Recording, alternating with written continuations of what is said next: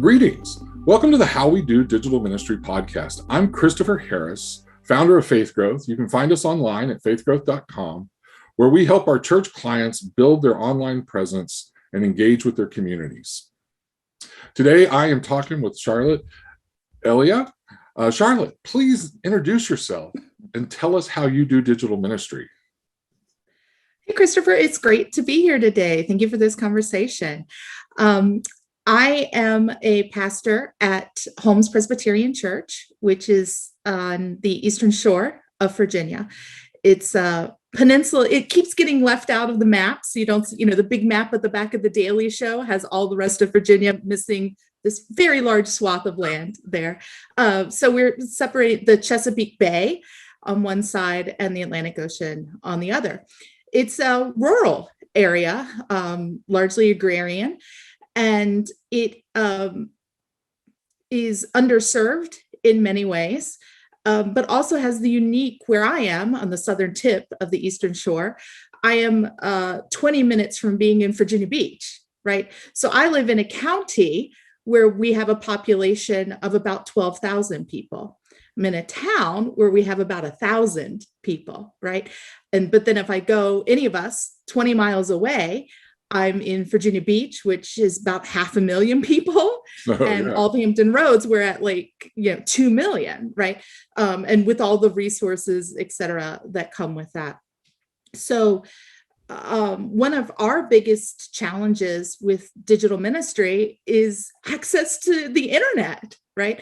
So I moved here in the fall of 2019, and it took I made an appointment to get internet installed in the house, in the manse. It took 5 months, right? So, and I'm one of the kind of few places that can get direct broadband access, right? Because I live close enough to the highway for that. And it's great. It's wonderful service. It's twice as expensive as I was paying in Norfolk, Virginia Beach too. So that's limiting access for folks as well. Which means that I can do a bunch of stuff that other people don't have access to, right? And sometimes we have internet folks who are using, satellite internet, let's say. Mm-hmm. Some days they have it. Some days the internet ain't got no bones, right? And it's just not going to happen. There's a storm. So I could have a great connection and all of a sudden there's nobody at Zoom church. Why? They can't get online, right? And the same as it's the same situation with cell service here. Where I am in the manse in the middle of a town, I don't get cell service right where I am. I'm situated between towers, or I don't know what, a magnetic field only here. I don't know. But which also, sad story, everybody. I was 5 months with no internet access, right? But you learn how people deal with that, right? Yeah. You go into town, you go to the library. You use the public resources that are here. You go to the library and you check your email and you download, podcasts, something to watch that night, whatever, and then return to the land of, I am going to actually read books and listen to records, right? So that has skewed, when I'm ready to, we're going to we have a website, we have an email list, we have a presence on social media. What that means when other people don't, is a different kind of challenge here. So we're currently, we are meeting in person now for church, for worship. When we've maintained now our online worship is sort of a sermon video cast, basically scripture reading and then sermon. So it's about 10 to 12 minutes long. And then of course the posts on social media. The other challenge with folks within my congregation, even not having as steady access to internet means that they're not on Facebook and they're not on Twitter, et cetera, to see or boost those posts to get that algorithm really going. And am I inclined in any way to tell them that they need to get a Facebook account? No, no. I love them, right? So do I want to bring that evil into their life? Exactly. So there's a little challenge, with that too. And it also means that because they don't have this kind of steady relationship or haven't with the internet, those conversations about virtual versus physical space, and whether relationships, et cetera, are real is very different to have with people who have no experience with interacting with people on the internet. So we have a little cloud of, folks that are following us online, that are watching and interacting with us online still, and translating that to people who are kind of wondering why we're continuing with this is something else. I should also probably mention, in this context, I'm supposed to be part-time, and we have an organist who plays Sunday morning. Otherwise, I'm the only staff person. So this is limiting, right? So as far as what we can achieve within the scope of things here. Wow. That's just 5 months to get internet. I don't know what I would do. They have to run cables or something I literally watched them run the line from the highway through the neighborhood to the house. And so, it was like, oh, this is serious. This wasn't like, we can't get a guy or something. We need a guy in a truck to pull, across from the power lines to bring me internet. So, and we don't have internet at the church. And that's not an available option for us either. So, and I don't think we would be able to live stream anyway, because we just don't have the resources of talent, and volunteers to do that well. So I don't think that would be the option. But as far as I want a quick, send a picture to our Instagram or something. No, I have to do that at home. Because I don't have cell service there either. So this kind of mental list of these tasks, there's nothing instant. It's not, oh, we're having a Halloween party, I'm gonna, throw this out or something. It's no, I have to make a list of things I will do on the internet when I am on the internet here. Now, that's a way different context than, even the church struggles sometimes with online, but even when you just can't even get online, that's which honestly is why I wanted to have you as a guest today, just to kind of hear, most of our episodes have always just assumed people have access to this. And so I wanted to learn about digital ministry from, in a context where it's not easy, where you can't take access for granted, which, is a lot of our rural communities and some of our inner cities. This is, unfortunately, the two areas that don't have as much, most of the country is connected, but there's these two populations. So we'll explore that a little bit more, but I want to kind of ask a question real fast about just in general online, where is a time, if you can share a story where you've seen God at work or encountered God online? I always like to hear people's God stories online. Yeah, I think, like a lot of people, when we, at the beginning of the pandemic, we're having Zoom worship, right? And a time, beforehand, as people were gathering and chatting with each other. And there was a lot of and suddenly people are in each other's homes. Yeah. Right. And they're getting to know each other in a different way. And there was a lot of comments there about I feel closer because now I'm also talking to people I don't normally run into in the pews, et cetera, during this time. But I think the thing that was probably really beautiful and a connection between a virtual space and physical space was around people's pets. And I have a cat across my arm right now who's just, has to come to everything. Right. But that during this meeting, it was, oh, you have a parrot. I didn't know that. Tell me about your bird, oh, look at your dogs.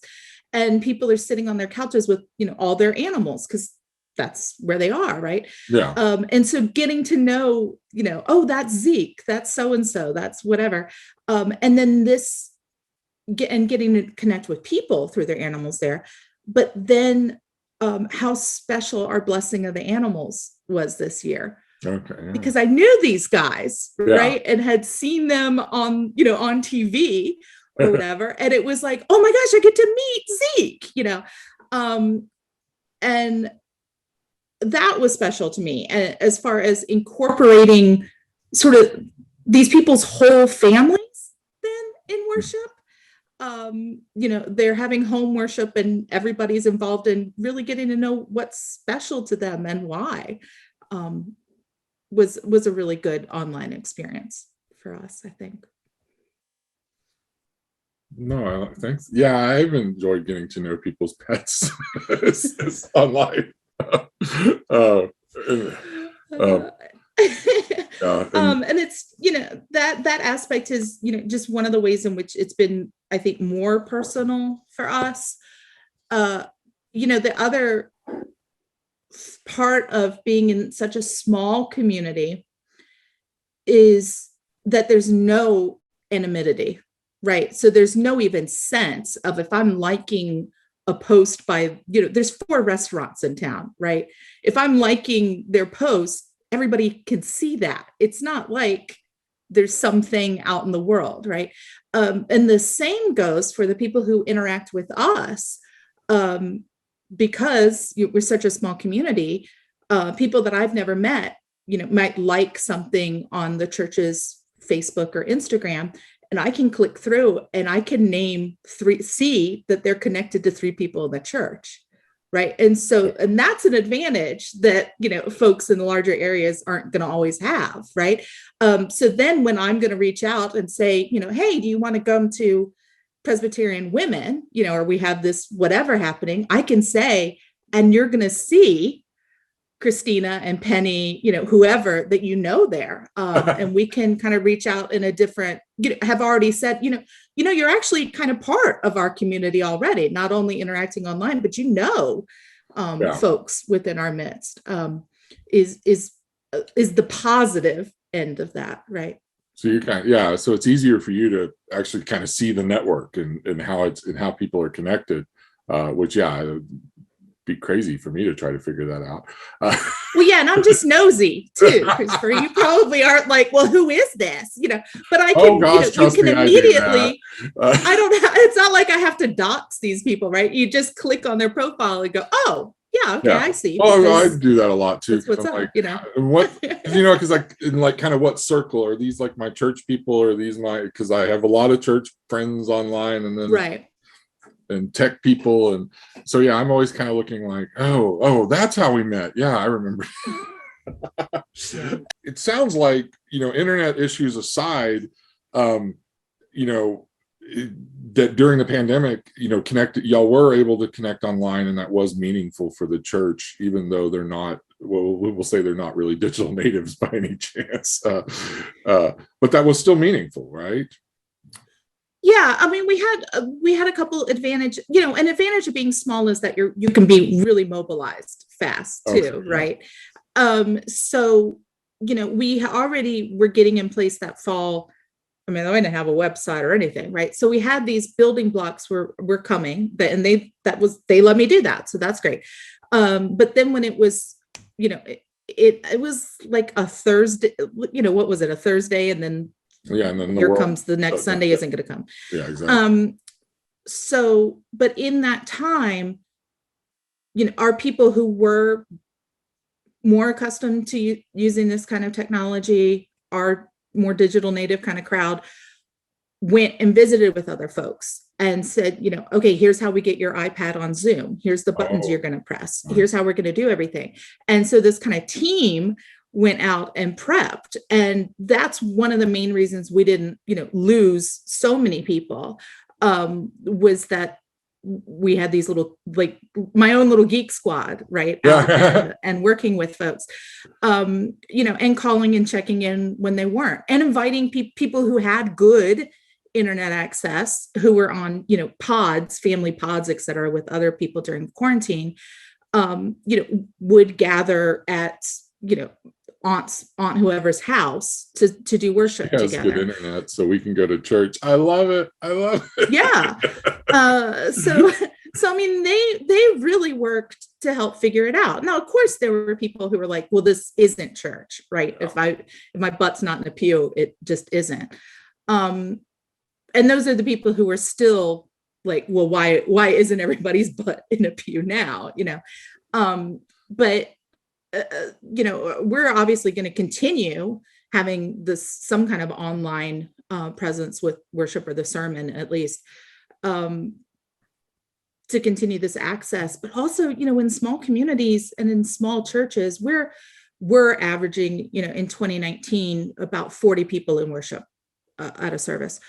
So we still have this small kind of family feeling, which also means these people sometimes they're getting their feelings hurt by each other in ways that have nothing to do with church, right?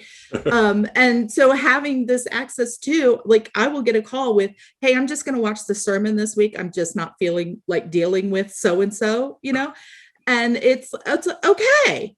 That's fine. That's what I would want to do too. It's like, I just want to break because of some completely unrelated drama or something, and so it's allowing them to kind of work with some healthy boundaries, but still be checked in, with us and the community in some way too. Oh, that's cool. I mean, being rural like that, I mean, do you see any indication that kind of being online helps with outreach, or is it just kind of, everybody already knows that y'all exist anyways? I mean, what is that dynamic like, kind of being in a rural context? It's helping us get noticed. Our church is in a place in the neighborhood where you're just not going to just happen to drive by, right? So having an online presence and being, we're the Presbyterian church in the county, right? We're one of like 3 mainline churches in the county. If you want to be with the evangelicals and the Pentecostals, you are set over here. But starting to get this kind of word out that, who we are and what we're about, has been really helpful. Now, there's still a way in which some of the most helpful interactions is, me going to a restaurant, a bar, one of these, a local community event, and just meeting people. Mm-hmm. But we are finding, more and more people finding us online, and that's going to be with any of those larger churches. Their first impression of us is still likely to be from an online experience. So that's cool. I mean, I know that there are some initiatives to help get better internet access in rural communities and everything. I mean, is that anything that you know much about it, could speak about? Because I would like to learn more, but I don't know, and if you don't know about it, that's fine. But I'm just curious if that's something you might know about. Ways. Yeah. There are multiple organizations working on this issue, and have been, from before the pandemic, and then it became crucial, right? Yeah. Because the whole idea of having schools go virtual in a place like Virginia Beach, as opposed to here, where that's not an option, right? So how do we keep kids healthy and safe during that? So there is money both related to the pandemic and those funds for infrastructure around that's getting poured into broadband access here, as well as some infrastructure plans both on the state and the federal level to even that out. But it's going to take time, right? It's not like, I mean, that's part of the thing is, this story about having to have the guy in the cherry picker like carry the line down the street. It's not like the one guy comes and connects, the cable at your house. Like this is like a place that, let's say, never had power lines or something like that. Like there just isn't the lines out there. So yeah, well, I mean, even I know that, I live in Dallas, and we recently got, I mean, we already had access, but we got upgraded wire, but I mean, AT&T just came through our neighborhood about a year ago and ran new wire. But I mean, just watching that, I mean, it took the rollout in this part of town was almost 3 months. And I mean, they're physically pushing, like they were in our front yards, pushing cables basically underground, down the neighborhood. And that's, in an area where, I mean, that was to give everybody gigabit service. So, I mean, that was the upgrade, but it's even here, it just takes time because they're physically laying cables. And so we just want to push these organizations to get out to the rural areas, I guess, faster, whereas in Dallas, we were getting upgrades already. Right. Oh. So, I mean, so you have some of your members, it sounds like, are really enjoying that y'all are still doing things online, even though it's a little different. Tell me just give me the overall sentiment. Are they excited about this another way I guess I could say it is, are they excited about this ministry possibility, or is it just kind of that's something pastor does? Yeah, I think, there was a lot of enthusiasm, at the, in like spring of 2020 through that summer, of just like, this is cool, we're doing it, and we're playing with like the big boys or something. Yeah. Like, we're doing it, and the other churches around here haven't figured it out. Well, they couldn't, right? I mean, part of this was me actually having broadband internet at the house. Yeah. Would have been impossible otherwise, right? And so being really excited about that, being thrilled with, anytime I would collect little videos from the congregation and incorporate those into, some kind of presentation, something like that, that was always like a big thrill. And now, yeah, there's a little sort of, why are we still? Because they're not as engaged in it. And because it's really hard, it's hard in any context, right? To really translate, how many people are watching, how they are engaging, whether there's kind of repeat visitors, into that language, like they would use and track visitors to their physical space. And there's a way in which sometimes I feel like, am I making this up? Because in my mind, there's a congregation for a second service that we have, right? And that they're engaged in other ways in the church. But translating that is something that I've had difficulty with, right? So to say, it's so-and-so, and they're still watching, or the last Sunday when you didn't see so-and-so in the pews, they watched and they commented, they were still with us. And so, that experience is hard. I don't know if it's more difficult in this context. I assume maybe because of the kind of general lack of experience with internet and social media. But nobody is saying don't do it, right? We're not there. And nobody's saying that's a waste of your time, et cetera. But trying to explain, why it really is important, what the long-term benefits of it could be or should be, and why I'm still using resources of my time to do it is sometimes I feel difficult to defend. But we are getting people entangled with us through that, and I guess they're kind of waiting maybe more for turnover or something. How do you translate that then into, at what I think the lingering question with them is something along the lines of, when does the virtual worshiper become into our physical space? And that's not going to happen in some cases, and that's okay with me. Or it's going to be somebody who's just going to stay virtual and maybe come once a quarter to a special event or, a mission opportunity or something. And that's just as real to me, as the person who comes every Sunday. And so how to figure out how to communicate that that's as real as an experience for that person who's interacting with us in those spaces as it is for the person who is coming and sitting in their same pew every week, Well, and I think, and I like your use of the word kind of, how do you translate that? Because, and not just at, your church, I mean, but I think our larger church and even at our denominational levels and things, these are the questions that we're going to be dealing with over the next couple of years. How, we've had so many metrics from, average worship attendance to membership, giving and things like that could tell us, give us some information about health and vitality, help us for planning and things. And now, and we were used to those. And so now it's like, how do we, trying to take this new metrics we're getting, which, like views and time, number of minutes watched, total minutes watched or something of a video.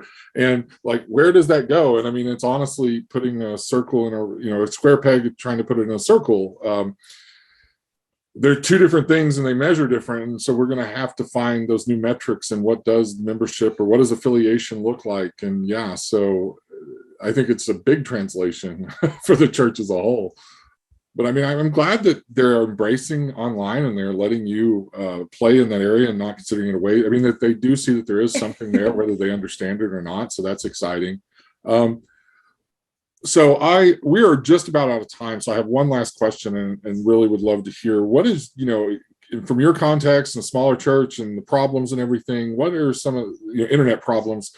What's a piece of advice that you'd offer your colleagues that may be in similar situations on, how they can kind of make things work even when it's not easy online? Yeah, I think one of the kind of breakthrough in wisdom or something that I had like last fall was to step back and just go, it's enough, like stop.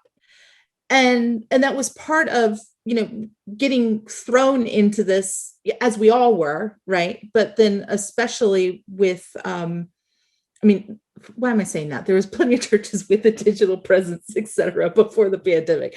But we were like thrown into all of it, right? And then that meant, I still think other folks, how do I learn Zoom? And now I'm editing videos and now I'm doing this. And then how do I get slides into the videos? And how will I do this? And how I'm going to edit this? How do I record a music video and sync that and et cetera? Yeah. And so you're picking up all these new skills and then, and you're watching other people's work, et cetera. And you're going, okay, how do we do that? And I'll ask them or et cetera. And I'm learning a new piece of software or something. And then to go, you know what, you cannot work 60 hours a week every week because you want to make this as great as it could possibly be. And to get to a point to say, okay, I'm not giving up on it, but I'm going, okay, what the format I have right now is okay.